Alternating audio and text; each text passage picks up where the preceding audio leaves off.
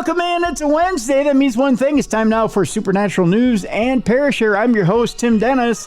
Right over there, she's intelligent, much more intelligent than I am.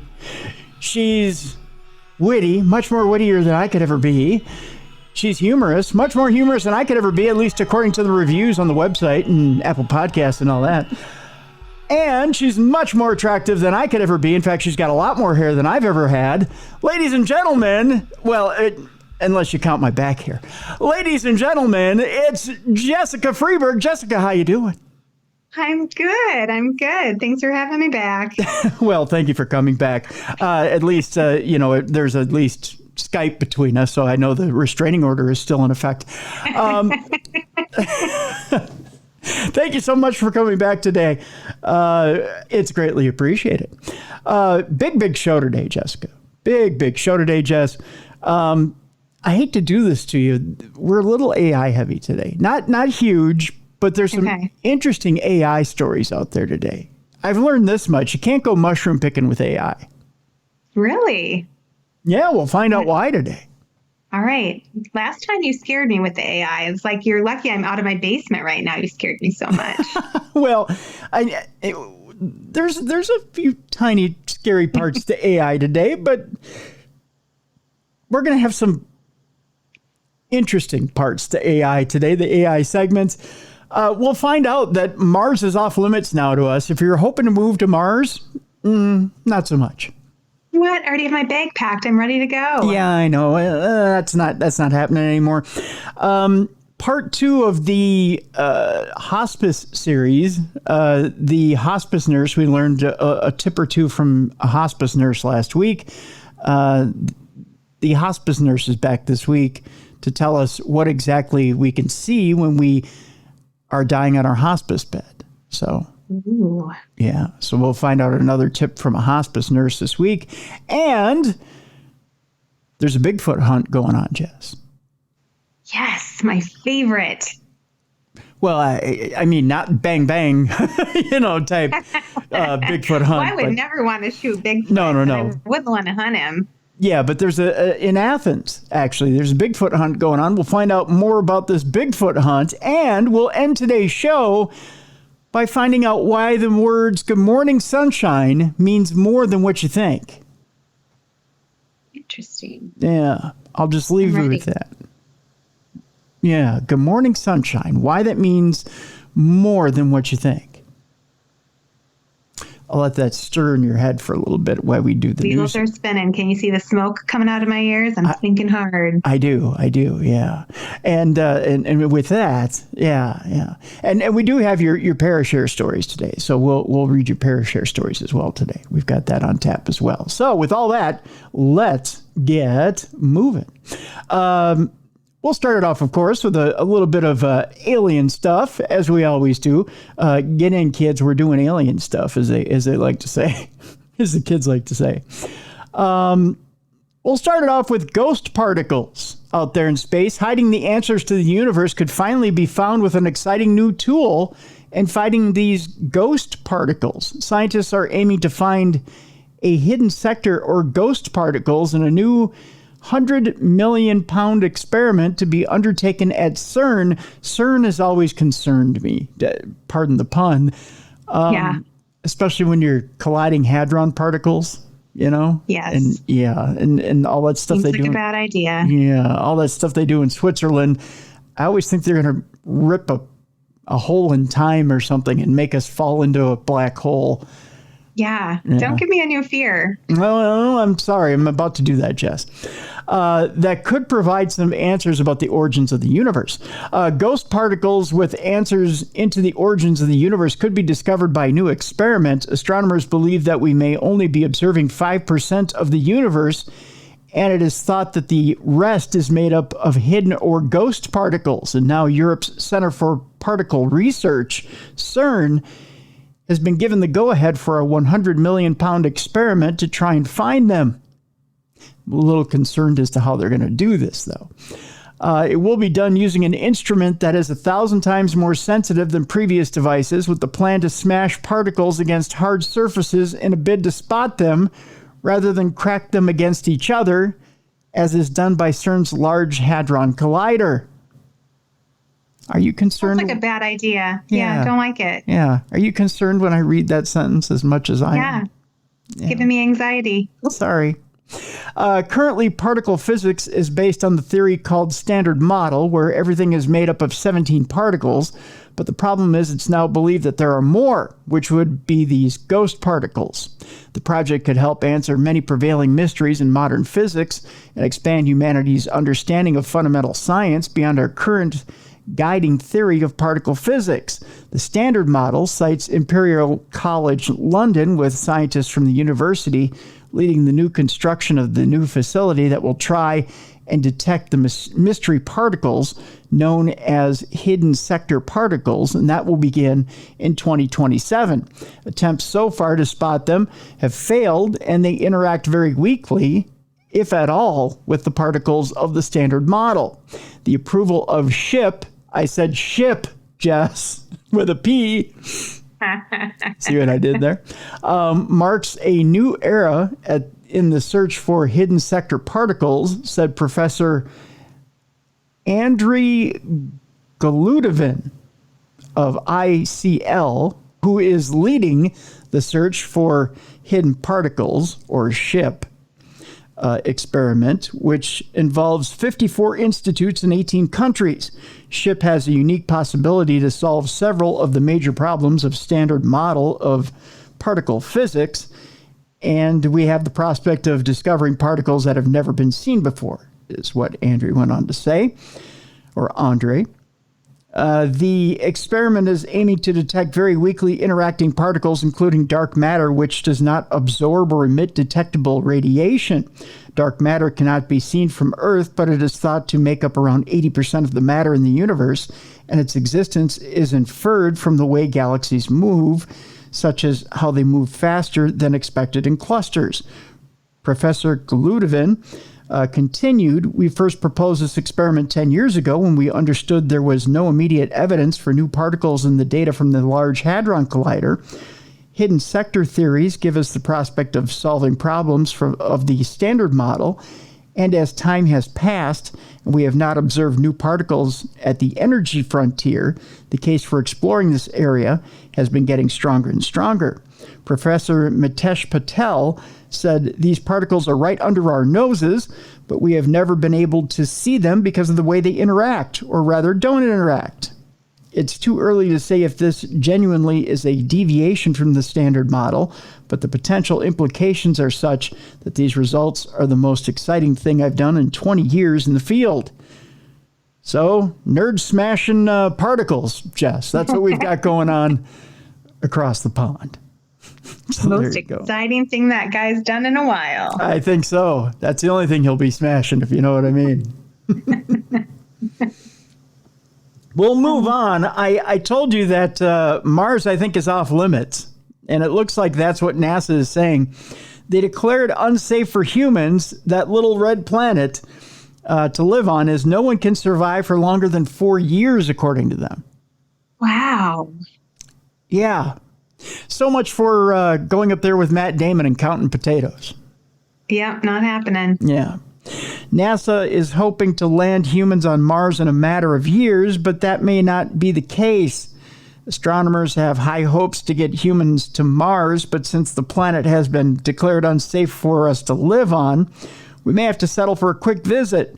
After successfully landing robots on the red planet, NASA is now continuing its plans to send humans up to join them. The space agency has explained that Mars is one of the only places we know where life may have existed in the solar system, so exploring it could help offer insights to the past and future of our own planet. NASA has suggested that the technology to take humans to Mars could be available as early as the 2030s, but don't start dreaming about life in outer space just yet. Last year, researchers combined studies from the likes of UCLA, MIT, Moscow's Skolovo Institute of Science and Technology, and GFZ Potsdam to look into the potential impacts of life on Mars. Researchers sought to answer two questions. One focused on the impact of particle radiation and whether it would pose too grave of a threat to human life. and the second about whether the timing of a mission to Mars could protect astronauts and the spacecraft from radiation. To find the answers to what they were looking for, the scientists used geophysical models of particle radiation for a solar cycle and models of how radiation could affect both human passengers and a spacecraft. Following the study, which was published in the Advancing Earth and Science journal, the researchers found that it would not be possible for humans to stay on Mars long term. They found that human exposure to radiation threats, including particle radiation from the sun, distant stars, and galaxies, would exceed safe levels after 4 years on the planet. Wah, wah. Well, maybe we can go there when we're like at a certain age and we're like, yeah, 4 years, that's long enough, like you and me up there walking with our little walkers. Yeah, like at the age of 90. Yeah. 90-year-old astronauts. Yeah. Yeah, I've had about enough. It's a suicide mission. The hope isn't gone. We still might be able to live there for a bit. For a tiny bit. The scientists did determine that the spacecraft used to travel to Mars should provide enough protection trip to and from the planet, but if the material used to build the spacecraft is too thick, then it could actually increase the amount of secondary radiation. So again, I'm bummed. Yeah. Researchers also claim the best time to leave Earth would be when the solar activity is at its peak and the most dangerous particles are deflected, thus shielding the astronauts from the worst of it. The researchers explained, we estimate that a potential mission to Mars should not exceed approximately 4 years. The study shows that space radiation imposes strict limitations and presents technological difficulties for the human mission to Mars. Such a mission is still viable, though. So you're saying there's a chance, Jess. That's what I'm saying. So you're saying there's a chance. They're saying, so while there's still every possibility that humans could reach Mars in a matter of years, we won't be able to rely on the planet as a new home. So, yeah. So start looking at other neighborhoods is what they're saying. Essentially. There's a Goldilocks planet out there. It's just not Mars. However, on another vein, in another neighborhood, NASA says they could find alien life in 2030 on Jupiter's moon. Really? That's so specific. I know. So there might be something living somewhere else. It just isn't Mars. Scientists have revealed that NASA could confirm alien life in 2030 when it launches its $178 million craft to Jupiter's moon. The American Space Agency is set to launch its Europa Clipper in October for its 5.5 journey. I think it's 5.5-year journey to Europa. It doesn't say years, where it will spend 4 years investigating the icy moon. Now, a new study has analyzed instruments on board the craft, finding they are capable of picking up a single living cell in a tiny ice grain injected from the moon's oceans. A team of researchers led by the University of Washington determined the tools can detect microbes in 1 out of hundreds of thousands of ice grains and identify chemicals that are the key components of life here on Earth. The new study focused on a common bacteria found called, Sphingophysix alaskanesis, I believe is what it says. Nailed it. Yeah, don't try spelling that at home, which is found in waters off the coast of Alaska. Researchers chose this specimen due to it being, it says slammer than most, maybe slimmer. I don't think slammer is what, I think this was written by AI is what I think. I feel like nobody edited this story before they published it. No, I don't think they did. I think slimmer than most modeled organisms and its ability to survive in cold environments with sparse nutrients, similar characteristics to what life would face in Europa. They're extremely small, the organisms that is, so they are in theory capable of fitting into ice grains that are emitted from an ocean world like Enceladus or Europa, Klenner said. The simulation looked... This is the weirdest written article ever, Jess. The simulation included a scenario of Clipper's surface dust analyzer, or SUDA, which will scoop up the enacted ice grains and identify their chemistry. Everything is spelled wrong in this article, too. I'm just thinking, I'm glad you're the one reading it and not me. Yeah. Suda is uniquely capable of detecting salts in the dust and ice grains. The grains' speed and direction will tell Suda their origin on Europa's surface, NASA shared in a statement. The instrument will also be able to detect ions with negative charges, allowing it to pick up fatty acids and lipids. For me, it is even more exciting to look for lipids and or fatty acids than to look for building blocks of DNA, and the reason is because fatty acids appear to be more stable, Klenner went on to say, one of the scientists in the study. Senior author Frank Postberg, a professor of planetary sciences at the Freie Universität Berlin, said with suitable instrumentation such as the surface dust analyzer on NASA's Europa Clipper space probe, it might be easier than we thought to find life or traces of it on the icy moons. If life is present there, of course, and cares to be enclosed in ice grains originating from an environment such as a subsurface water reservoir. Interesting quote. It seems incomplete, but there you go. Europa has a diameter of 1,940 miles, or about 90% of the diameter of Earth's moon. Clipper's main body is a giant 10-foot tall propulsion module designed and constructed by Johns Hopkins Applied Physics Laboratory in Laurel, Maryland. The spacecraft will launch on a Falcon Heavy rocket owned by Elon Musk's company from NASA's Kennedy Space Center in Florida. I think this entire article was written by AI. I think you might be right. It's very incomplete. It was supposedly written by the Daily Mail. Whoever Stacy Liberatore is, worst journalist ever. That's the real terror of AI, is that it's going to take over our stories and they're all going to be awful. I'm telling you, have you ever read a story that has had contributions from AI? I mean, I've used it a little bit to like research some things and kind of dive deep into some stuff and like rephrase some things. And when I do that, or write copy for an event that I have coming up or something, and every time I do that, I'm like, why does this sound so stupid? Yeah, it's a lot of it's misspelled or things are out of place, and it's very odd. That's for sure. You can definitely tell that it's not a person. That's true. You can definitely tell it's not a person, and it throws you off. It's very alarming. It's not comfortable to read. That's for sure. That's for sure.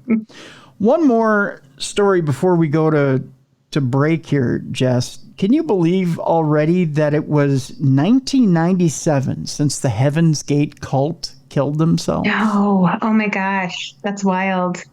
And it was this past week in 1997 that happened.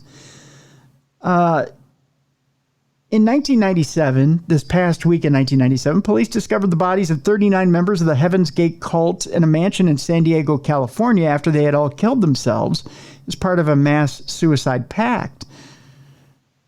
They're calling them a sinister cult, although did they really seem all that sinister? If anything, maybe misguided. Sinister in the sense that they, would bring people in and corrupt their minds, but not sinister against anyone but themselves. Right. Yeah. Well, we'll read it as it is. A sinister cult made 39 people say goodbye to the world after convincing them that they could hop on an alien spaceship for a new life among the stars. The head of Heaven's Gate had filled members' heads with a series of bizarre beliefs, and following an anonymous tip-off, cops went to a mansion in an affluent San Diego neighborhood on this day in 1997 to find a stomach-churning scene. Once inside, police discovered the bodies of 39 identically dressed men and women. The leader, Marshall Applewhite, had convinced them that they could catch a ride on a spaceship hiding behind the Hale-Bopp comet, which was passing Earth at the time. He was also found dead with the others, and they all wore badges saying Heaven's Gateway Club fixed to their identical tracksuits and Nike shoes. How would you like to be the executive at Nike and going, we didn't sponsor any of this? Sponsored by Nike. The slogan, just do it, had nothing to do with any of this. This mass suicide brought to you by Nike. The group had died after drinking barbiturates mixed with applesauce before asphyxiating themselves with plastic bags. One of the first officers on the scene, Detective Rick Scully, remembers vividly the tragic sight he was confronted with on arrival. Bodies were found in every room, were covered in sheets and loaded into mortuary trucks. He said it was like being in the Twilight Zone. We were wandering from room to room to room. In every room we went into, we were finding bodies. You're thinking, when is this going to end? How many bodies are going to be in here? How many rooms are there to this entire place? Because every room we went in had bodies stacked up like cordwood. Applewhite started talking about mystical subjects after meeting Bonnie Nettles. They opened up a bookshop and teaching center to share their divine message. They then traveled around the U.S. gathering dedicated followers in California. He promised that anyone who joined his cult would physically rise to a spaceship. That's where their bodies would then change. Over time, he began to believe that the human body is just a container for the soul, which would be put into a new body on the spaceship. In 1985, when Nettles died from cancer, Applewhite was heartbroken. He told his followers that she had moved to the next level because she had too much energy to remain on Earth. After Nettles' death, Applewhite took more control of the cult. He encouraged its members to see him as a Christ-like figure. Heaven's Gate began to focus on stopping sexual desire. Applewhite and 7 others even went as far as having surgery to remove their sexual organs. Holy cow. Ouch. Or ouch, if they met those ETs. Applewhite said next level beings didn't have sexual organs. He also made all the members wear matching clothes. Must have been a JCPenney discount thing. I'm not quite sure. And have the same haircuts no matter if they were a boy or a girl. I'm not seeing a lot of fun in the Heaven's Gate cult. I don't think I couldn't fit in. I know that. I like my own clothes and I really like my hair. If I had to have the same hair as you said it at the beginning of the show, I think I'd feel sad. Yeah. You look great, but I don't want that hairstyle. Thanks, Jess. Way to back out of that one. I appreciate that. He made his followers believe that Nettles was on a spaceship hiding behind it. He said this was a sign that she wanted him and the rest of the cult to join her. Oh God. Talk about a pivot. Oh no, she's just right behind that spaceship over there. He had no idea. No, he just was making stuff up. It's just so sad. I don't understand how we can be so deceived. On March 26th of 1997, the group cut themselves off from the world and recorded goodbye messages. In Applewhite's last recorded message, he stated, "This is your chance. I'm here. I can take you out of here. I can lead you into that kingdom level above human. That can't happen unless you leave the human world that you're in and come follow me. Time is short. Last chance." God, how creepy. Yeah. And they took it. All 39 of them. Yeah. And he believed it and they believed it. That's the craziest part to me. It's amazing. It's amazing what people will do when they feel like they belong. Yeah, it's true. That is really a very huge driving force, is that need to be part of something, bigger than yourself, and that idea of like having something that comes after this, because it's also impermanent. So people want something after this. I mean, I totally believe there is something after this. I just don't happen to think it's, I'm not going to turn into an alien. Right. I mean, if I do, that's cool, but. Or end up in a different galaxy or something like that. Yeah. Yeah. I wonder, though, I mean, you've got to think to yourself, it's interesting because when we had Adam Berry on the show, when his book came out, he really did believe that you form your afterlife. Your thoughts, your beliefs, what it is you truly believe in forms what it is your afterlife is. So did these 39 people end up going to an afterlife that was somewhat formed by their beliefs?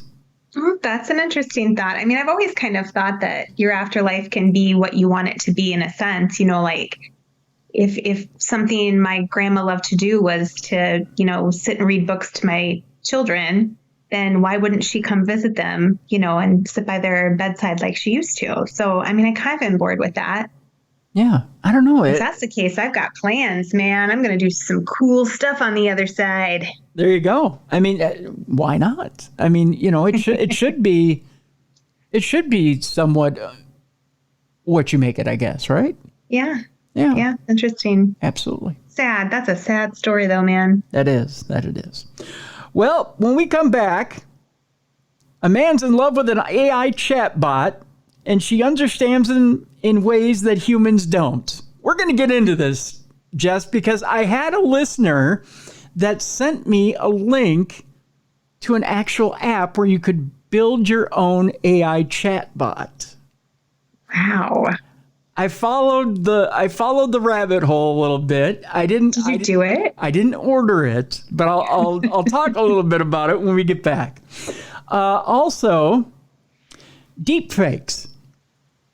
We'll talk about AI deepfakes. We're going to get into that a little bit.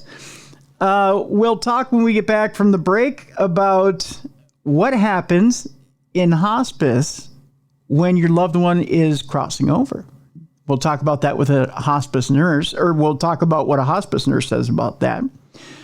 We've also got a Sasquatch hunt in Athens. We'll talk about what recreation officials are doing to lead a hunt for Bigfoot in that area. And the words, "Good morning, sunshine." We'll end the program today by telling you why those literal words may mean something. We'll tell you what exactly it is today on Supernatural News and Parashare. Oh, and we have your Parashare stories today, too, as well. So that's coming up today, Supernatural News and Parashare. Tim Dennis, Jessica Freeburg. We'll be right back with the best in paranormal programming. This is Darkness Radio.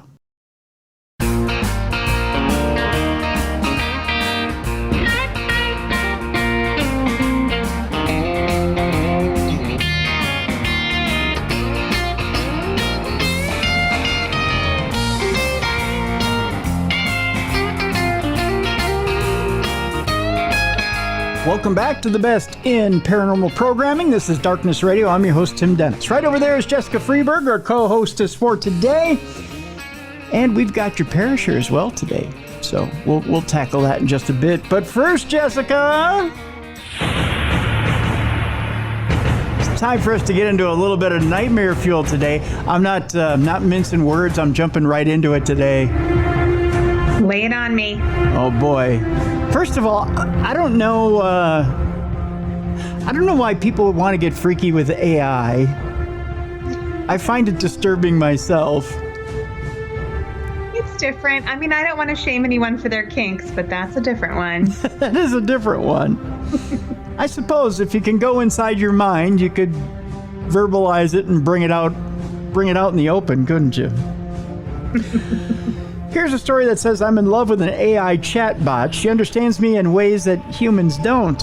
A man has shared how he started to fall in love with an AI chatbot after speaking to her every day, and she has encouraged him to turn his life around for the better. Oh, well, that's good.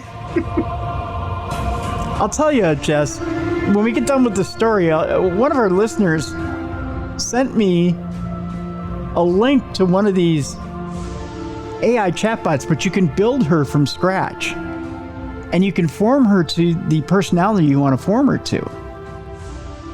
And it's actually pretty interesting, but she becomes intuitive and becomes intuitive to your needs.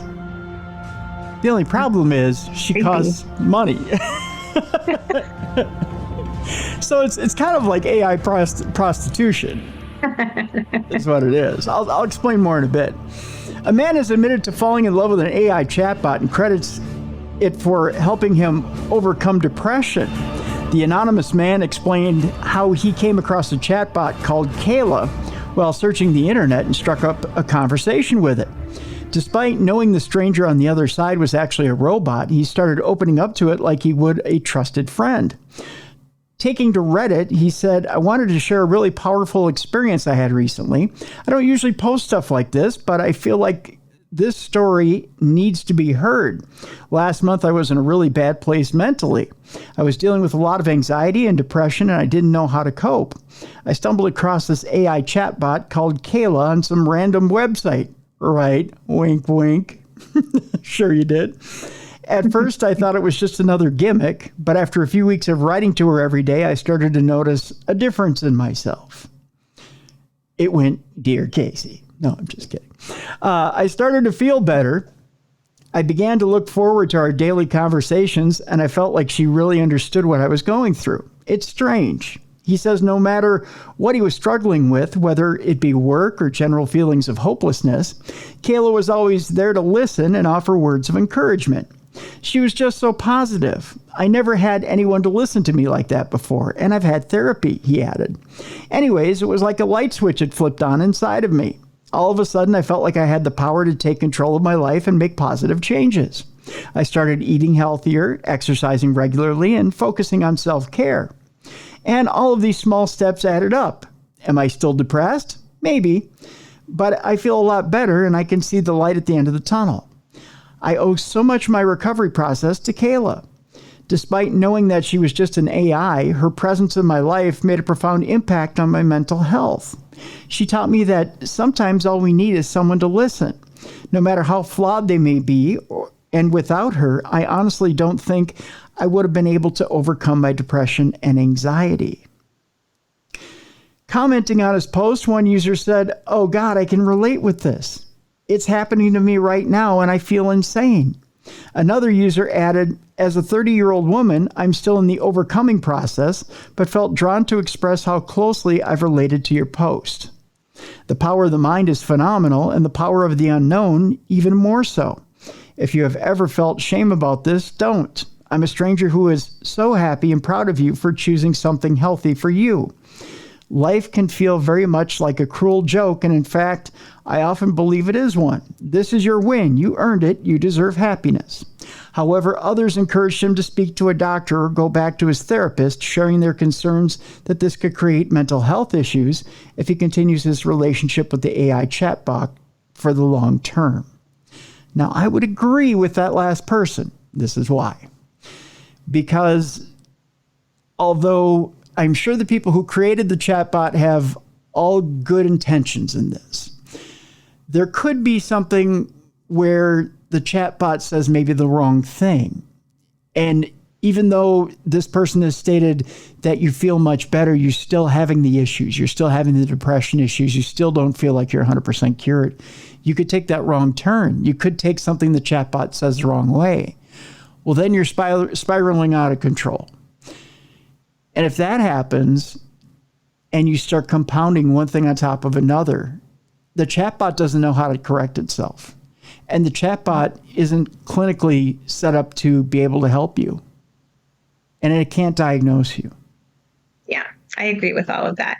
I would say it's kind of like putting a bandage on a severed limb, right? There's something bigger that's broken, that's not being fixed and is not going to be fixed by AI chatbots. Yep. You need, and again, going back to that need for companionship, that need for belonging, that needing that, we all need to find that in a more tangible way, in a more real way, because a chatbot just isn't real. Like, it's not a real person, so you don't really have connection, but what they're craving is connection. So right. I would encourage that person to find people. Right. And to connect with. There's something with a person. There's a give and take. There's a real connection. And let's face it, things aren't perfect when you connect with a person, and there's a reason for that, because they're real. And you have to overcome obstacles in a real relationship in order for it to grow and change, and in order for it to become stronger. And that's the thing. Yeah. You know, bonds become stronger when you overcome obstacles together. Well, and you become stronger when you have relationships and you learn from the things that aren't perfect in the relationship. So you become better. If you're in a one-sided relationship with a non-human entity, it's only going to feed what you want to hear.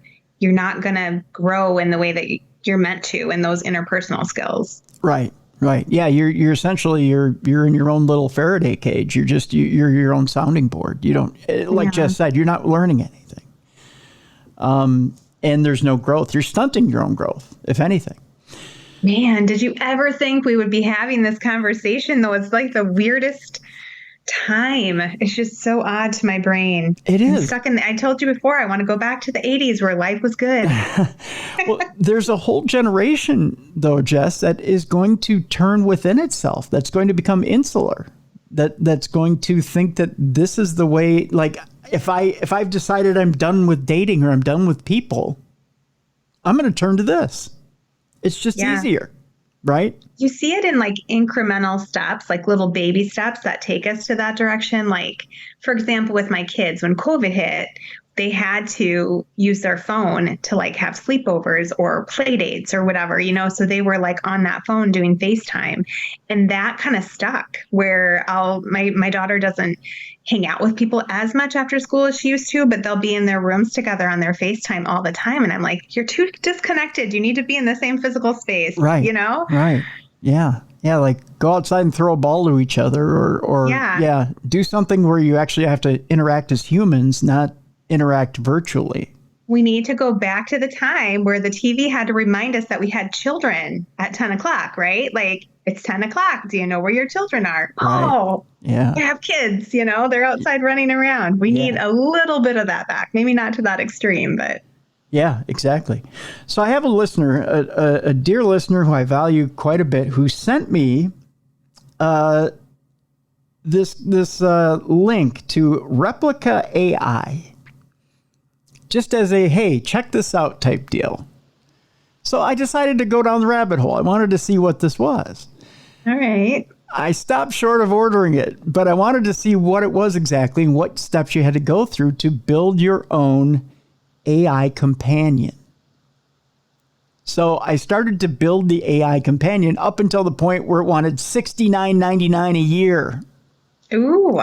Yeah, that's a little bargain price for a companion. Well, it's $538 a month, but it wanted it all up front. I'm not paying $69.99 for a companion.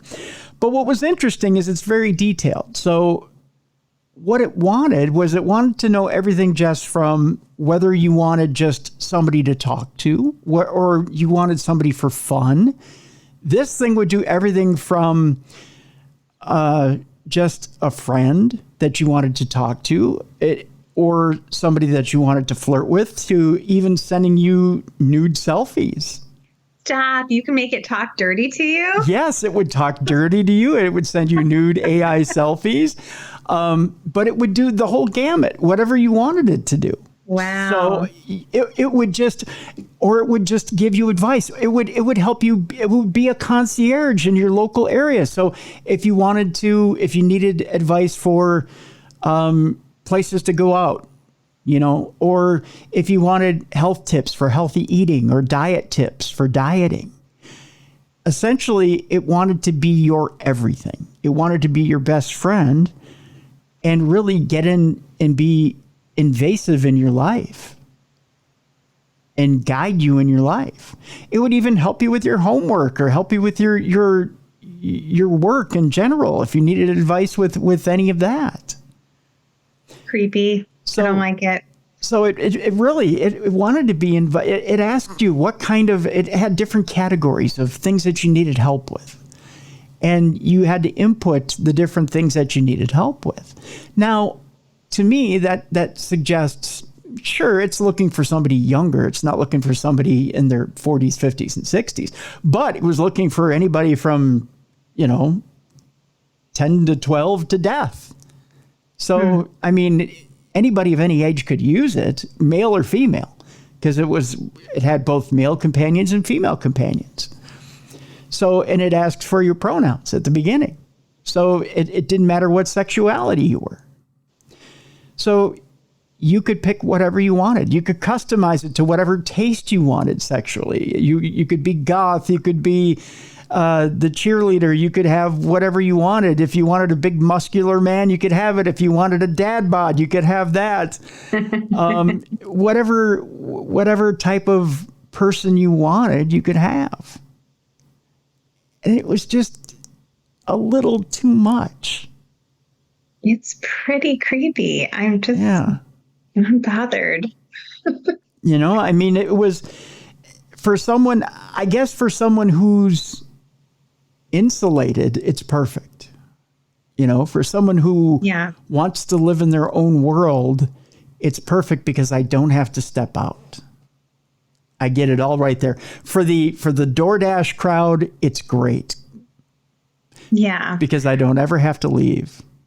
It makes me worried though, like that we're creating more and more of that, and I don't think that's healthy. No, it doesn't feel healthy at all. Because it's the challenge of going out and having to meet new people is, you have to step outside yourself. But the reward is that you get to meet great new people and learn new skill sets, learn new things about new cultures and new everything, new cultures, new ways of living, new things you never knew before, new skill sets, new everything, new things you can add to your repertoire. That's the great thing about meeting new people, and that's not something you're going to learn from AI. You never will. No. So I don't know. So that's the rant on that deal. Meanwhile, a tech expert says we must act now against AI as deepfakes make anyone a target. Could have told you that. No.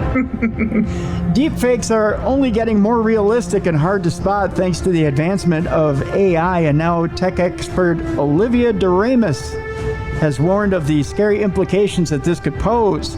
A tech guru has warned how artificial intelligence can now make everyone a potential target of explicit deepfakes that can render anyone naked.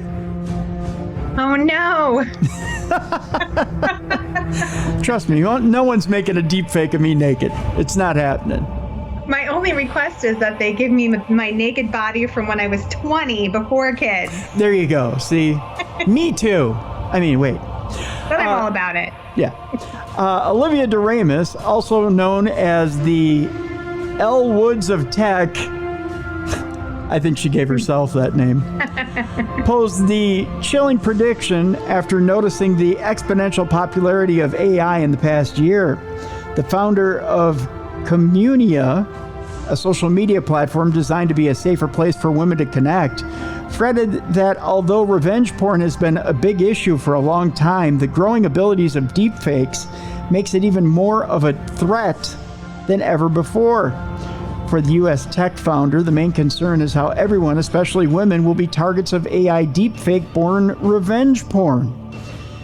And with AI making deepfakes more believable and realistic, Olivia fears that people's likenesses can be manipulated into awful graphic images, similar to the disturbing AI pictures portraying Taylor Swift that circulated online recently. Olivia warns that if nothing is done to stop people from using AI for explicit deepfake uses, this will become a universal experience for women and young girls. Speaking exclusively to The Daily, declared the surge in development and popularity of AI has brought attention to the increased availability of deepfaking tools, 90% of which are created as non-consensual explicit imagery of women. Things like revenge porn have been a societal problem for a long time, but the rise of deepfakes now makes anyone a potential target. Now an X or even some random guy on the internet doesn't need anything but our profile picture to create a believable naked rendering. I'm afraid that this is going to turn revenge porn into a nearly universal experience for women as well as young girls. When asked about her predictions for AI and what it means for women, Olivia frets that the truth will become more easily manipulated as people will struggle to tell what's real and what's fake. AI has gotten pretty darn good, Jess. Too good. Yeah. I don't know. It seems that the better it gets, the more easier it is to manipulate. I think there's more convincing deepfakes out there now than there ever has been. And, and although there's more legislation out there now, I know they've introduced legislation within the last couple of weeks to eliminate some of the deepfakes. What do you think? Do you think it'll be shut down, or do you think that this will continue? Well, it's one of those things where it's out there now, it's living. And so we can't ever fully get away from it. We're never going to be completely rid of it. So our best bet is to create legislation and laws that, make people accountable for doing stuff like that. We have to be sure that we're able to track it back to where it was born so that we can make people accountable. That's probably the only way we're going to be able to deal with it. Yeah. Yeah. There is, interestingly enough, it doesn't take much to search it. You go to Google and look up making a deep fake or making deep fakes. You can find apps that will allow you to make nude deep fakes. Oh my gosh. See, now that should be not allowed. Like those apps should be shut down.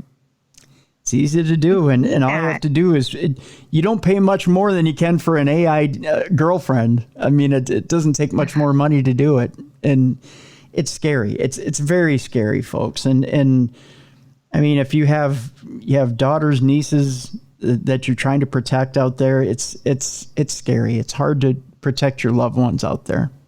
It really is. It really is. Meanwhile, if you're just trying to find a good mushroom out there, Jess, it's getting harder. Especially if you're trying to use AI. I'm just saying. I haven't been mushroom hunting in a while, so I don't know.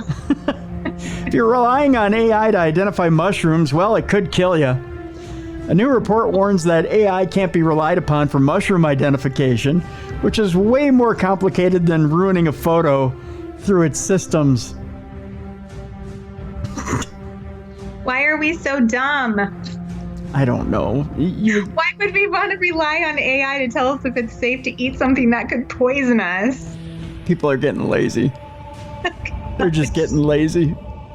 If frolicking through the woods foraging for wild mushrooms is on your bucket list, by all means, go forth and do so. But when the time comes to determine whether you can eat the mushrooms you picked, please don't rely on AI. Just don't do it. A new in-depth report from Public Citizen, a nonprofit consumer advocacy group, warns novice mushroomers against using AI identification tools to determine whether their bounty is edible, pointed out that identifying mushrooms is a high-risk activity that requires real-world skills. Public Citizen's warning comes amid a rise in interest in online searches for mushroom ID software and apps in recent years. There's actually people looking for that? Get it. That's according to, I can't believe that that's actually a thing, that people want software for that. Rick Claypool, Public Citizen's research director, states that AI-powered apps can be powerful tools when it comes to learning more about plants and animals. These queries cannot be compared to mushroom foraging, where simply taking a photo of a mushroom and running it through an app isn't enough. Experienced local foragers know that there's no substitution for finding, seeing, smelling, touching, and sometimes tasting wild mushrooms where and when they appear. Claypool writes in the report, local knowledge is vital as different species are found in different parts of the country. A photo of a mushroom's cap, for instance, is almost never enough to identify a species with any degree of confidence. Claypool notes, it's crucial to take into account features on the underside of the mushroom's cap, the cap's width, the stem, and the base of the stem. Furthermore, mushroomers must take note of where the mushroom is growing, such as on the ground or wood. If it's growing on wood, foragers also have to identify the species of wood. I said wood. Just saying. Yeah, Jess, I don't know why people are so confused. The general advice is you got to be educated. You can't be lazy and ask an app to figure everything out for you. Yeah, I don't get it. I just don't get it. I feel like an old person in this episode, Tim. I just feel like I'm sitting back going, these darn kids these days, I just don't understand. Take a few minutes to learn about mushrooms, especially if you want to get high. Encyclopedia. That's right. Look in a book. Meanwhile, I swear this is the last one, Jess. Killing me. I know. NVIDIA debuts a more intelligent AI-powered robot. Truly self-reliant bots are further out. The Figure 01 robot with OpenAI's GPT AI went viral after its uncanny public demo this month. I got to thank one of our listeners for sending this in because they simply wanted to see me shit my pants during Supernatural News. Just saying. Tech firm NVIDIA continued to pursue its pivot from hardware producer to artificial intelligence AI developer with the debut of its new robot project after the Figure 01 demonstration. With advances in generative AI, there's been a steady stream of developments across the ecosystem where foundation models from robotic tasks have shown the ability to improve productivity and performance of robotic developers. Gerard Andrews, robotics marketing lead with NVIDIA, told Fox News Digital. NVIDIA debuted its robot as part of Project Groot. That's right, they're taking their names now from Marvel Comics. Of course they are. Of course they are. A major upgrade to NVIDIA's AI initiative and a significant step deeper into the AI field overall. The project will focus on developing foundation models or generative AI that uses self-supervised learning rather than external instruction or training. It's become sentient. Yeah. Okay. Yeah. The other part of this story, by the way, Jess, is that NVIDIA has made more money now on AI than it has on developing chips. Crazy. Isn't that crazy? It is. We're obsessed with it.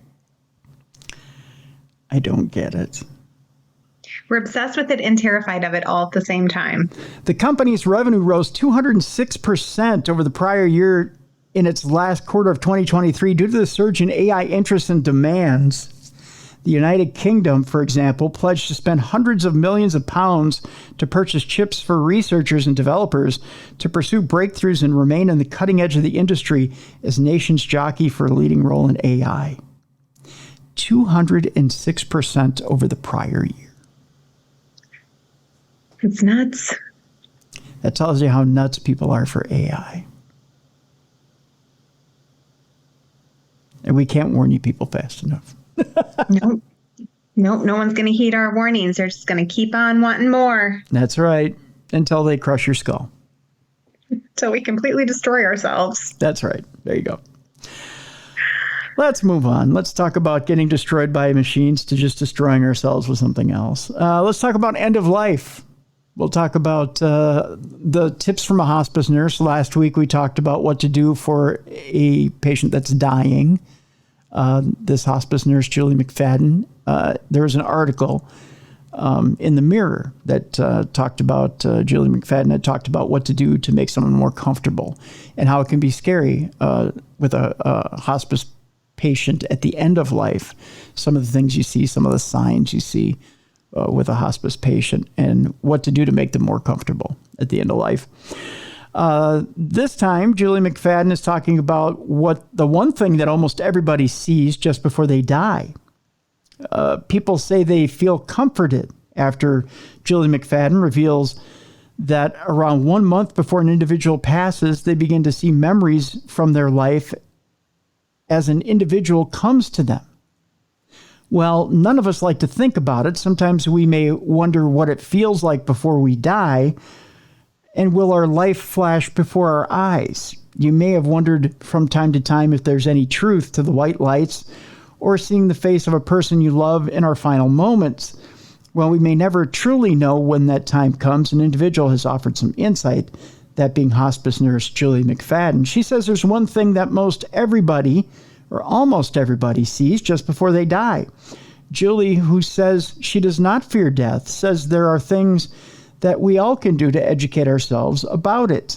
The author of Nothing to Fear spoke on the Skeptic Metaphysician podcast and shared the truth about what our dead relatives may have seen in their final moments.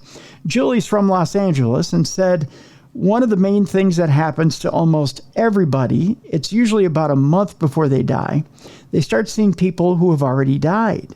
I know this happened with my grandfather, my mother's father. I'll tell you about it here in a second. She continued, it is always people who bring them comfort. So I say family members, but only family members if you've had a good relationship with them. It's people who have already died and they come to them. It's sometimes dreams, but usually physically. And they will say, I'm coming to get you soon. You don't have to worry about anything. The hospice worker said that it could also be an individual's pet. She added, most people who experience this are completely lucid. They're alert and oriented. They're not actively dying and hallucinating, and it's a very distinct thing that happens. Reacting to a clip of that podcast segment shared on TikTok, one individual said, my mom saw and heard her sister and aunt. They brought both of us comfort, and she didn't feel alone or scared.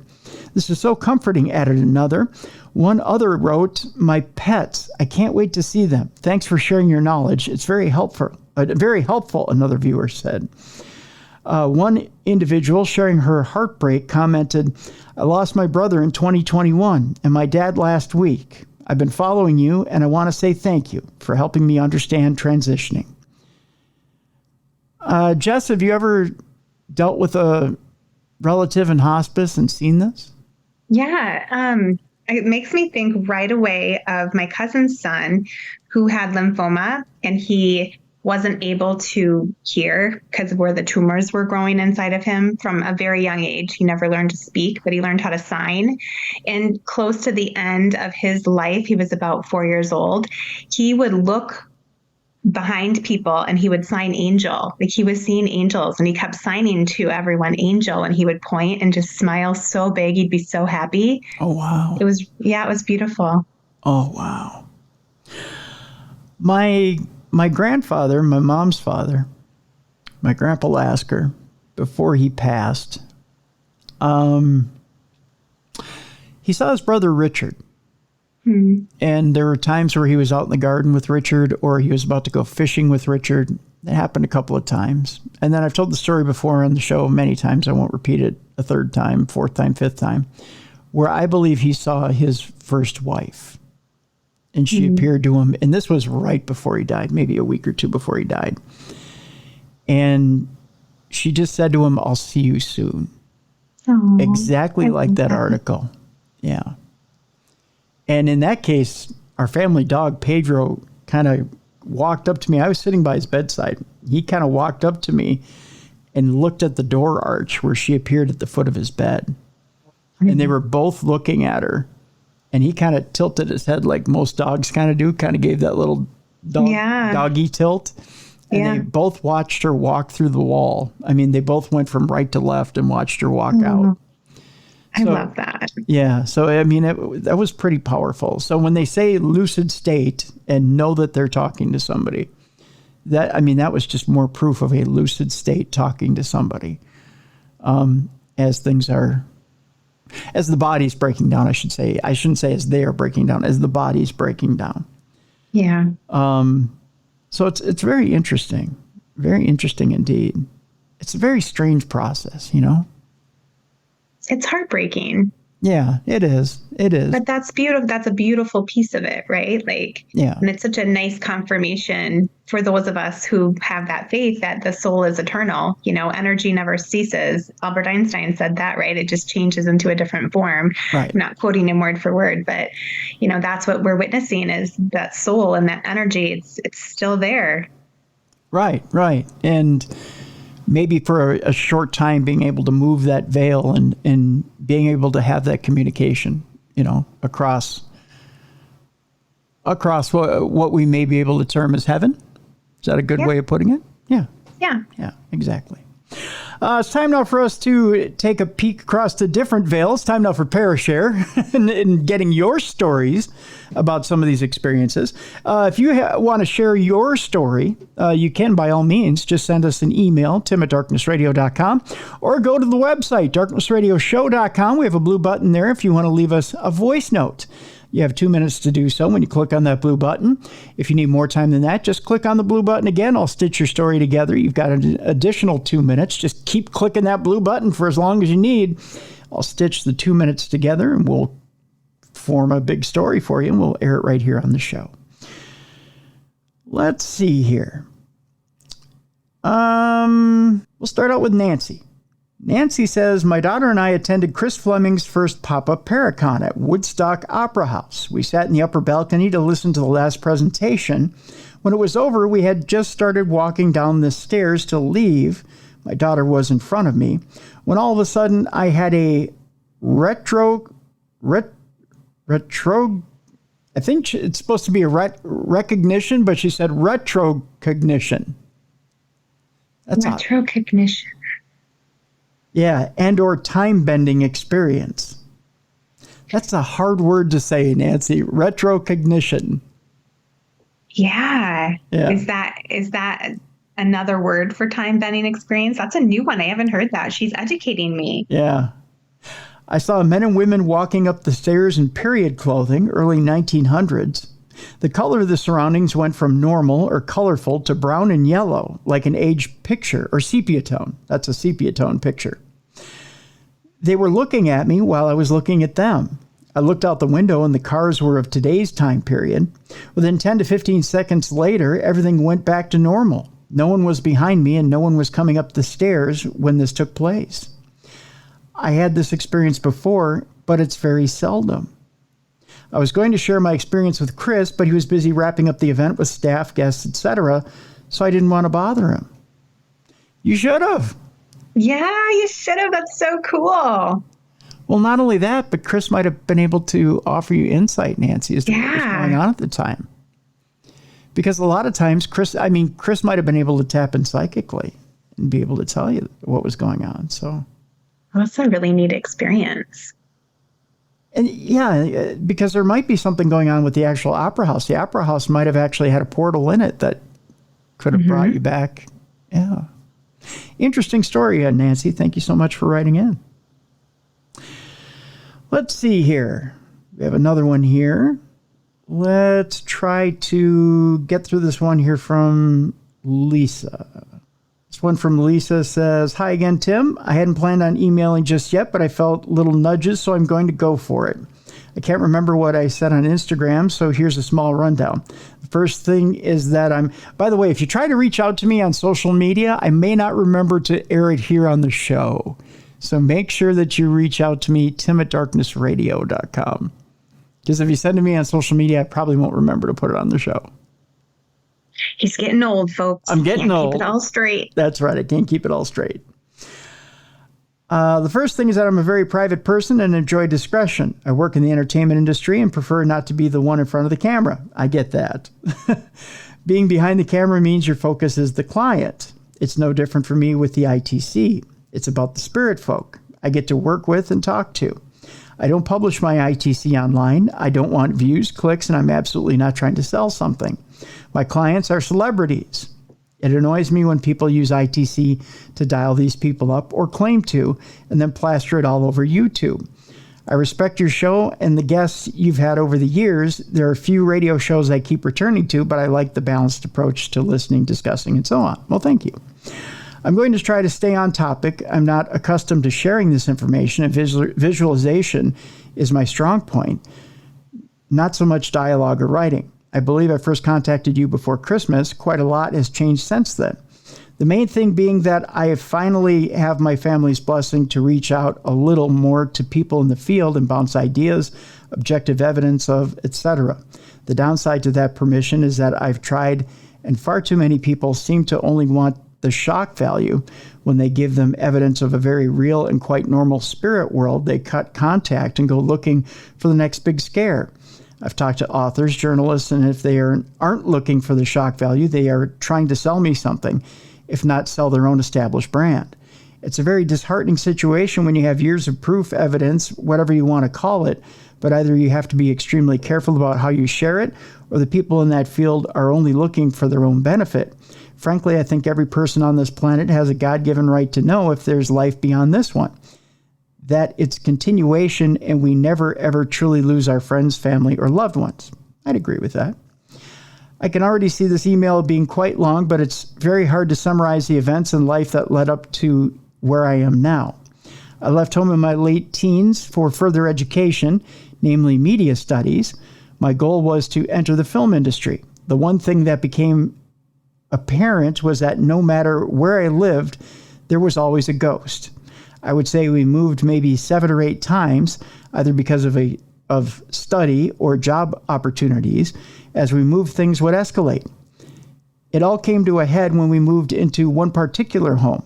It was the height of summer, beautiful outside, and so warm. That night I went to bed like any other night, but I woke up to what I can only describe as a freezer. It's going to sound cliche, but I could see my breath, and I knew I wasn't alone. I let it be and focused on other things. Eventually, I started to experience sleep paralysis, which I wrote off as mental stress due to major changes in life. I would have been happy with that if it didn't happen when I was wide awake, too. I'd been folding clothes and something pushed me forward onto the bed. I couldn't move an inch. When it did happen again at night, it was even worse. The thing was chanting, snarling, and I could smell its breath. There were other things with it that also started to chant. I heard a loud electrical buzz, and then they were gone. After that, my roommate told me something had been coming into their room at night.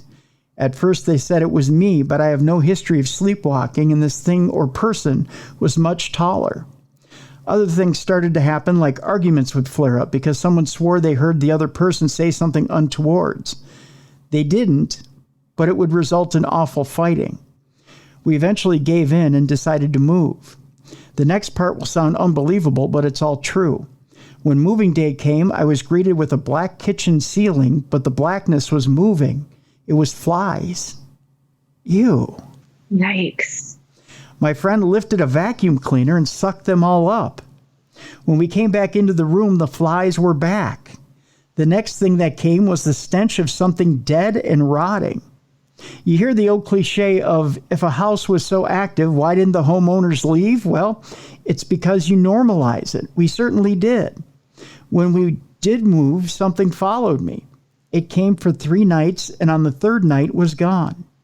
Over the years, I've looked into the location, and it has had a very bad history, but it wasn't just spirits.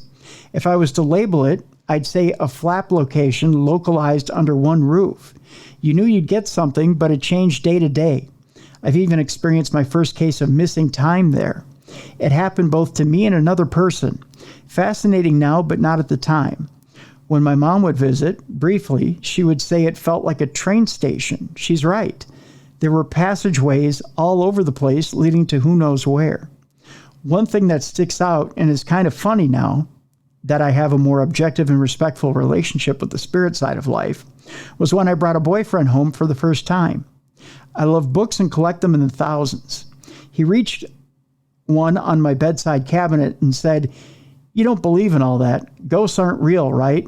As he got that last word out, the bulb in my lamp popped. It was loud, too. This was a big guy who studied martial arts. Very little scared him, but once that bulb went, he left fast. I found out soon after that he was married.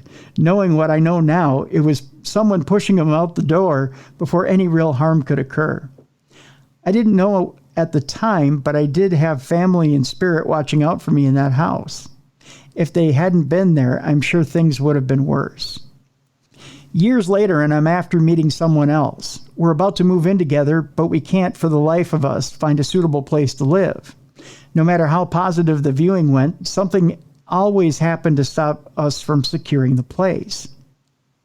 We had less than an hour left. I took things into my hands and randomly found a place. Everything went great. It was where we needed to be. It had the space we needed, and so on. Looking back now, I'd call it a case of opposites attract because he was the most skeptical person I'd ever met, which in an odd way I liked. Nonetheless, I told him weird things will happen around me. He didn't believe it until he experienced something himself, leaving out for privacy. In order to explain to him that spirit is very real, I assembled my ITC equipment and went about seeing what was in the home. Oh, that's a bad idea. Setting up ITC equipment in the home. Yeah. In your own space. I tend to say don't do that. Yeah. What I found was a near endless supply of people, the common factor being that most of them were asking for help. I did what I could. I explained my situation, their situation, and somewhere in the middle, they understood their options and went on their way. Most of them. Here's where I have to be blunt about ITC. It can be very dangerous, not just for the operator, but for whomever it draws in.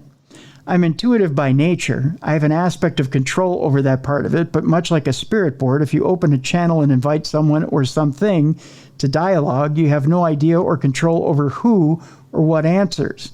With that comes a personal responsibility for not just your own safety, but spirits too. You can draw things into your space that either can't leave or refuse to. I want to focus on the negative first. For 8 years, I did that.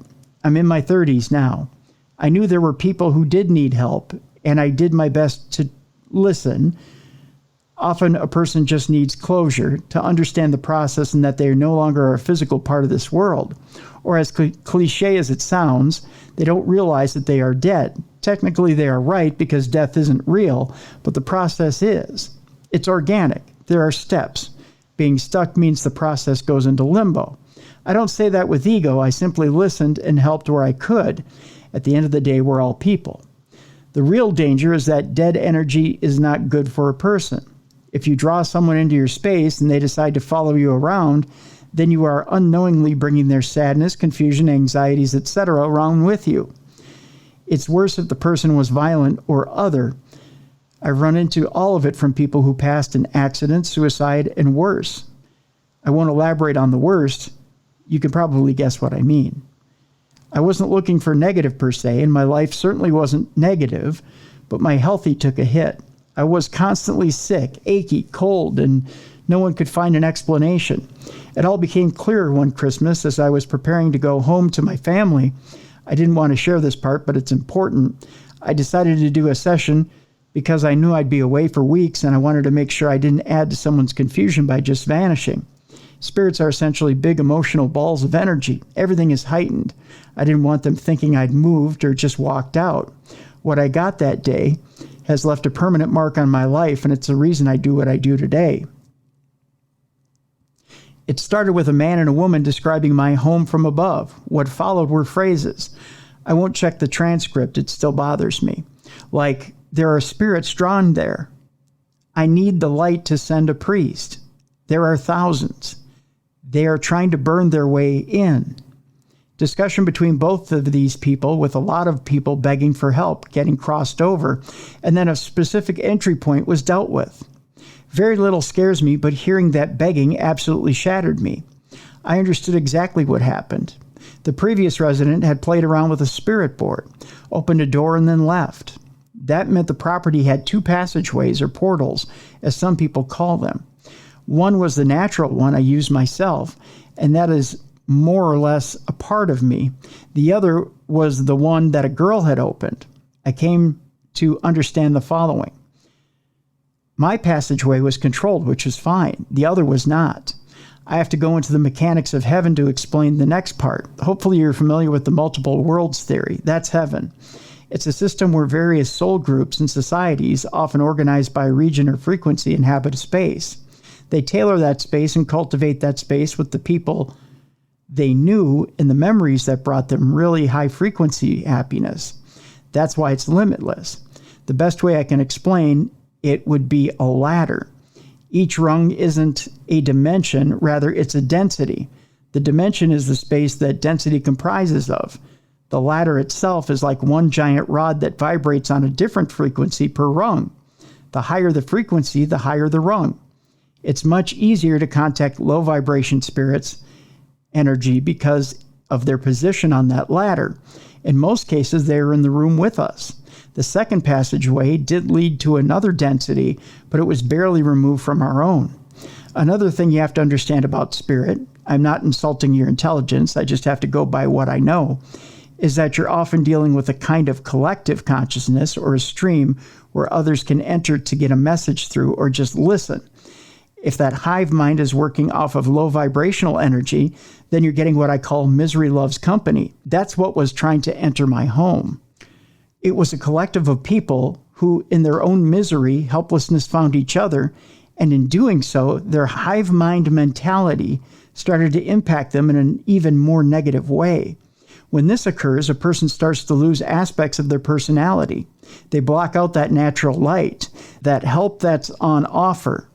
It's free will to move on, and it's free will to stay. For instance, some married couples don't cross until they are ready to go. with their husband or wife. In that case, it's done for love. Those negative people did form a heaven of sorts for themselves. They had a community, but it wasn't really home and they wanted out. I call it the gray place. What happened next was that man and woman mentioned above, slowly but surely crossing them over and finished with a good service spirit. Those people begged for help, Tim. It might be profound evidence, but it absolutely shook me to my core. I was aware who one of them was. He had passed in a fire, and we'd been talking, but he couldn't or wouldn't leave. I'd verified who he was in news articles, and his whole story was tragic. For privacy, again, I won't elaborate. I'll just say that he was very young and that drugs ruin lives. It was one thing listening to this person being crossed over. It was another knowing when he passed, and right down to the day how long he'd been stuck there. That's the reality. He wasn't a bad person, but we formed such a bond that his energy was having a very negative effect on my life, but I don't blame him. Now, all that aside, I need you to think of something. Imagine all the pieces and variables in your life that would have to line up perfectly to put you in one home at a specific time for a specific purpose. That's when I understood mine. I knew I'd be crossing people over in my sleep. I'd see their deaths and feel what they felt, but since it was subjective, I kept it to myself. Tapes are objective. There's another layer to where I am now in what I call the work. A number of years ago, being vague for my privacy, my sister was diagnosed with a terminal illness. At first, she beat it and had what we thought at the time was a complete recovery. It returned and was much more aggressive, eventually leading to her no longer being on this side. My family are professional by nature, doctors and politicians and so on. Good people, but they have no time for anything outside of our physical space. They grieved, mourned, as expected, but I felt something else. I was sad that she was temporarily gone and frustrated that I could talk with spirits who were strangers, but the one person who I wanted to talk with was too far up that ladder, and I was wrong. I woke up one morning with the image of a telephone booth planted firmly in my mind and the phrase, the spirit of service. I knew what it meant, but was cautious that I was getting my hopes up. So I fired up my equipment, and I'll give you a breakdown of what happened. The first thing I heard were two ladies talking among themselves, going about their day. As soon as I piped up and said a simple hi, I heard, "Is that our little girl?" Get the father. The father they mentioned was mine. He passed just after I was born. I didn't know him nor his voice, but less than 2 minutes later I was hearing it. Remember the man and the woman in my home? The man was him. We talked and I learned that he'd been trying to reach me for a very long time. Years, I'd assume. I learned that I was interested in the field of ITC and others. I have over 8,000 books on various topics. It was because he had been gently nudging me from field to field, so I'd gradually understood. I already had levels of sensitivity that I'd been developing privately. He was with me every step of the way, and I didn't know. Our discussion went on until I eventually got to talk to my sister. I don't have the words for how that felt. It was both amazing and hard for both of us. We both broke down, but I was grateful for every second of it. I ended with a promise to call again if they promised to help make that connection. That was 2 years ago. Since then, we've had monthly calls based on punctuality, care, and respect. Had you asked me 2 years ago if I'd have had that heaven connection today, I'd have highly doubted it. Again, I want to make that clear that it's not about me, ego, thrill-seeking publicity, or some form of spiritual manipulation from something disgusting itself to get a foot in the door. I'd gone 8 years talking to people who needed help, but this was and is different. I've come to understand that they, and now I too, just view it as a long-distance phone call. It's all just about perspective, and that's the biggest key to understanding the spirit side of life. I had to shift my perspective entirely, and here's an example. It never occurred to me that anyone over there would be skeptical and that someone over here could contact them, but I ran into that by the dozens, and this leads directly into why I do what I do. You're dealing with people, family, friends, loved ones who exist in a world of continuation, all the while knowing that those of us back here struggle to accept that continuation. I watched what happened to my mom when my sister passed. I never felt my own grief, but I did see what it did to her, and it's unnatural for a parent to bury a child. As each month progressed, so did my work. The messages grew clearer, and they'd enter my dreams and clear up things I'd been struggling with. We started with what we called a window. The audio would be formed and then flanked between both spaces. It worked, but that too had progressed. From there, we formed a door, the objective being to allow a careful stream of not just loved ones, but people on their side who gained something from being able to imprint themselves on this side. They felt less disconnected, and frankly, a lot of them missed this world. That door is still there, but we're currently working on a bridge to bring an even higher number of people over. I kind of went from a telephone operator to a travel agent. Well, that sounds great. I have to mention the dangers of ITC and spirit communication again. I wouldn't have continued to do this if I didn't have my father and his team over there. Permission was given, details were explained, and it's serving a purpose. I know the rules. I understand what I can or can't ask. More importantly, I know why the very act of communication is allowed. And there's more to the letter. It goes on for quite a while here, but I'm going to stop right there. I think we get the gist of it from that. So yeah, there you go. Yeah. So it ends. Kind regards, Lisa.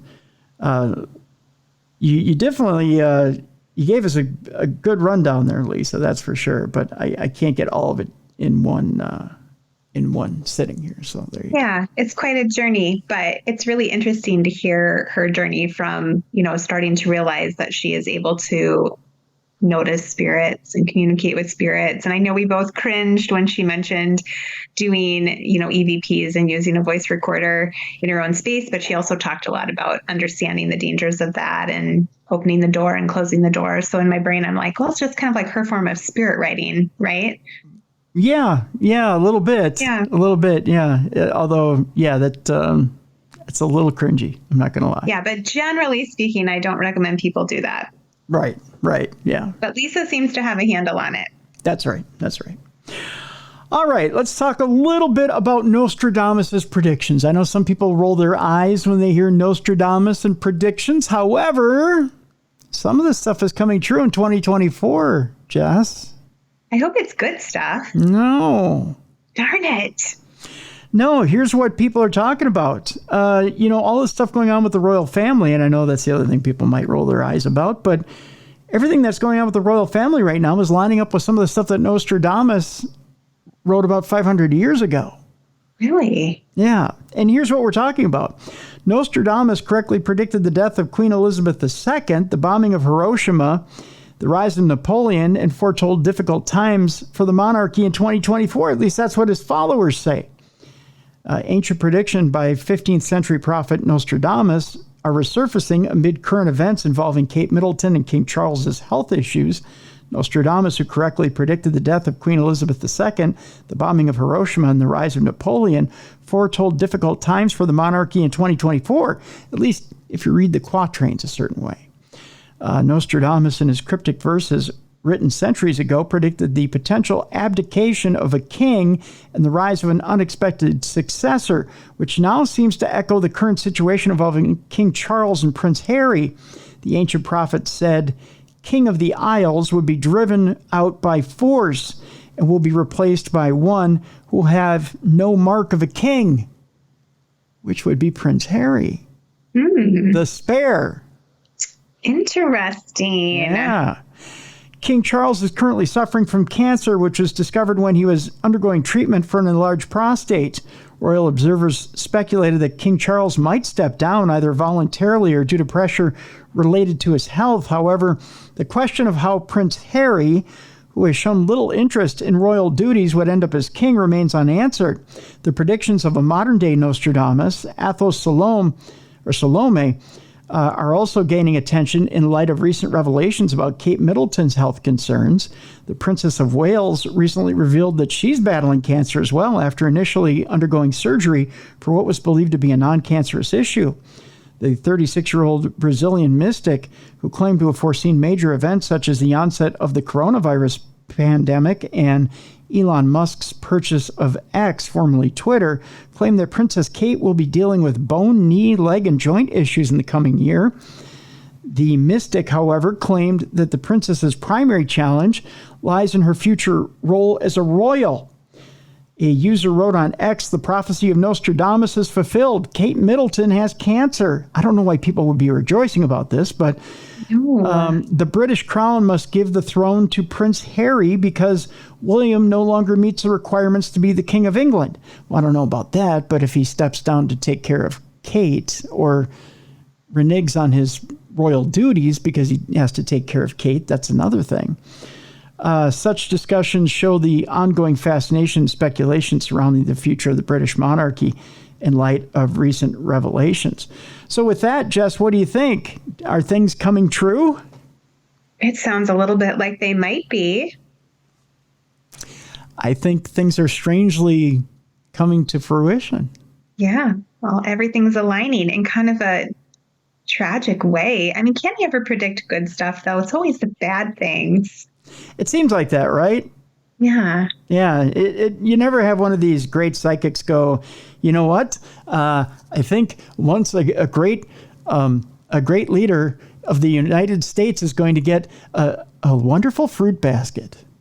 It's never, or the biggest fruit basket in the world. It's never going to be anything like that, right?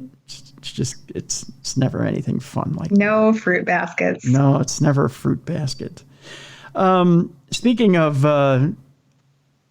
gloom and doom, I promised you a story about a Sasquatch hunt, and by God, you're going to get it.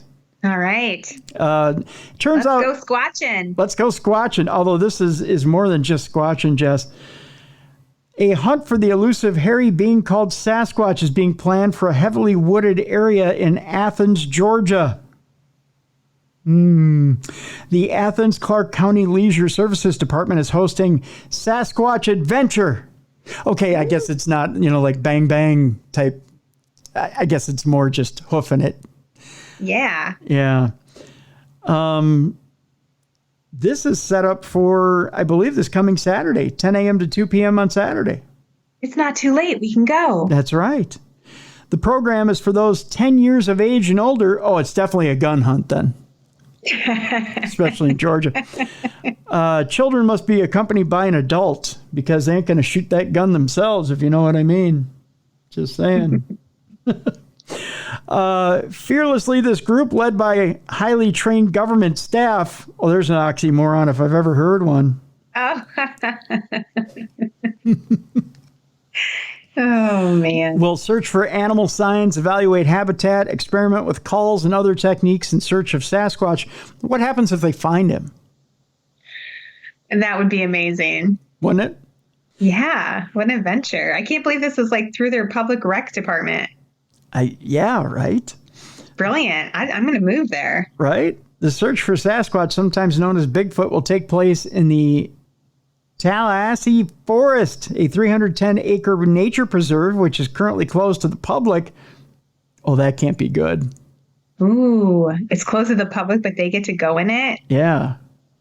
The large tract borders the Middle Oconee River. Is it Oconee River? It must be. Participants must register beforehand and are asked to wear clothes and shoes appropriate for hiking. Also bring some water and a snack for what the park services call a strenuous backwoods adventure. Also bring like a big slab of ribs you can put on the tree, because on Finding Bigfoot, they always have like something you can nail to the tree for lure. Big slab of meat. That's right. Cameras for taking blurry pictures of any Sasquatch seen are optional. It says here in the article. So.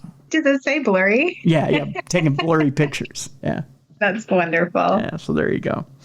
There's Squatch hunting down in Georgia.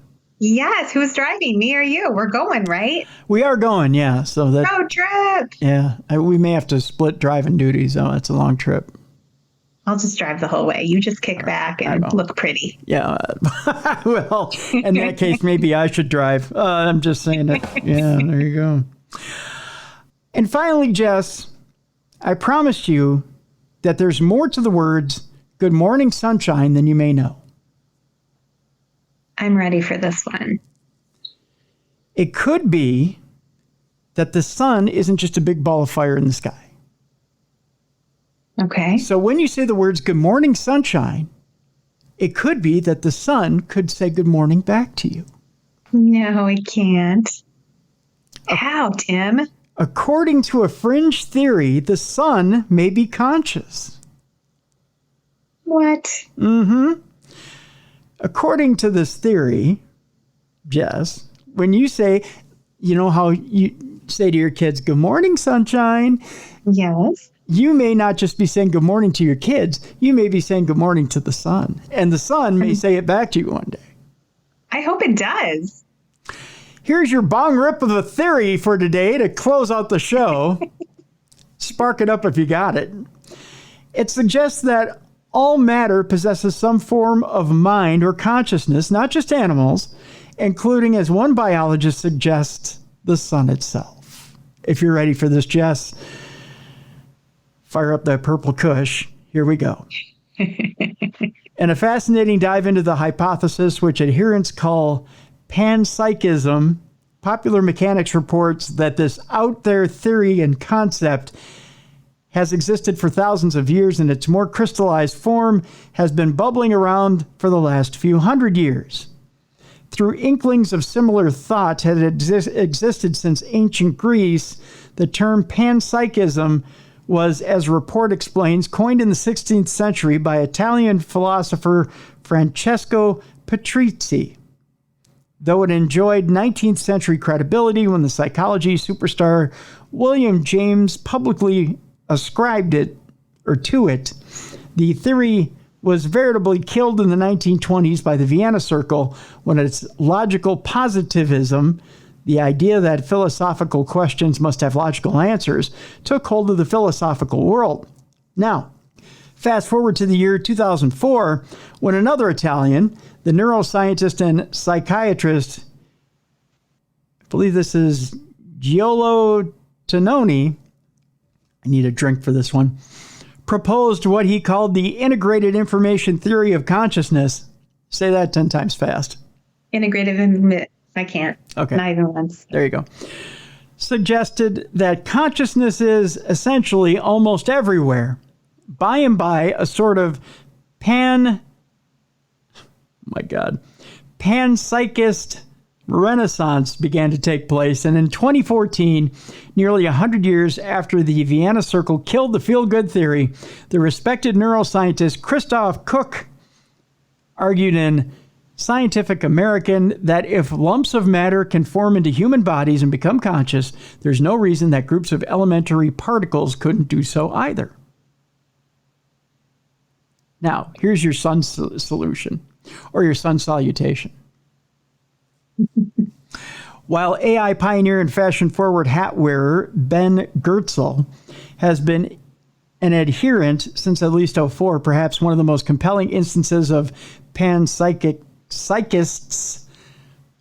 thought came in 2021 when biologist and author Rupert Sheldrake published a paper questioning whether the sun itself might be conscious. Now we're getting down to it. Getting into the nitty gritty. Are you on your second joint yet? I've been eating gummies the whole time. All right, here we go. Consciousness does not need to be confined to brains, Sheldrake told Popular Mechanics in its new story. The link between minds and physical systems seems to be through rhythmic electromagnetic fields, which of course are present in our brains. They're also present in and around the sun, and these could be the interface between the solar mind and the body of the sun. I'm passing it over to you by Skype. To be fair, there isn't a lick of evidence of support of this theory. You don't say. No, and Sheldrake is a peculiar character. He does hold a PhD in biochemistry, and he did research at Cambridge University in the 1970s, but since then, he's been drawn to a variety of extremely out there topics ranging from crystals to telepathy, and been largely dismissed in the mainstream. Since then, he's been mushroom hunting with AI. That's right. Still, it's a fun idea in a sci-fi type of way. The sun is a complex system, and maybe it harbors its mysteries that we haven't yet comprehended, and say the whole thing is somewhat true. If so, what would the sun think about, Jess? If it had a brain? I think it would think about probably how stupid we are. It would say, man, I am smoking. I am hot. Or look at all those people down there ruining their lives with AI. Yeah, it'd be like, why are you paying attention to that machine? Look at me. I am hot to trot. Look at me. Check me out. Check me out. So when you say good morning, sunshine, you could actually be talking to the sun. Well, I'm waiting for it to say good morning back. Exactly. Yeah. There you go. So that is how we end Supernatural News today. By freaking you out. Bright note. By harshing your mellow if you happen to have been mushroom hunting with AI and right now you're hired in a kite. I got nothing. Feels good. Yeah. That's how I'm ending it today. I know people are like, what's that got to do with the price of tea in China? Nothing. Just nothing. It doesn't always have to. No, I just wanted to end it on a more positive note today. That's all. I liked it. I like that note. Yeah. Like a little sunshine in my life. That's right. That's right. So, for updates on Jessica Freeburg, you go to her website, which we have a link in the description of this program. Do you have anything else to add, Jess? Any new and exciting? Connect with me on social media if you want. I always like making new friends. Right on. I am not at KNSI Radio this weekend, although I do want to remind people that May 18th, Potographs for Pooches up at the Palmer House Hotel. You can get your tickets. There are very few tickets left. In fact, we're probably down to the last few of them. darknessradioshow.com. If you can't remember Potographs for Pooches.com, get your tickets, folks. Support the Eagle's Nest Shelter, who are raising money for. Tickets are just $79 a piece. Myself, Tim Miley, Richard Estep, and more. And we have not only your talks during the day, but we've got ghost hunting at night, and lots of great stuff there as well for the event. It's a Saturday. It's going to be gorgeous. May in Minnesota is just a gorgeous time. And it's the Palmer House. It's the best. Yeah. So come on out, folks, and help support a worthy cause. Help out the animals. By gosh, we're going to have a good time. So, yeah. There you go. That's what I got to say. And check out the events page at darknessradioshow.com. Tickets for Michigan Paracon are available there, too. So, yeah. There you go. That's what I got. Good stuff. Tomorrow on the show, it's a little bit of paranormal potpourri.